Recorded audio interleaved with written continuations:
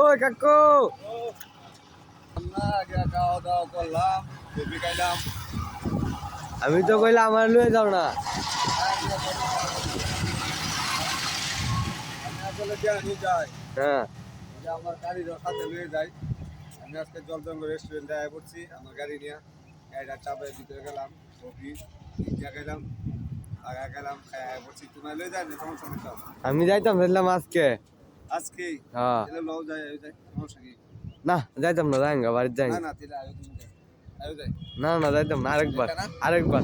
ঠিক আছে, আমার দেখাও, কারণ হলো আমি জানি যাই আমার গাড়ির সাথে তাই আমার বেস্ট ফ্রেন্ড, ও মানে আচ্ছা, বিগ ফ্যান আর কি। বিগ ফ্যান, ঠিক আছে।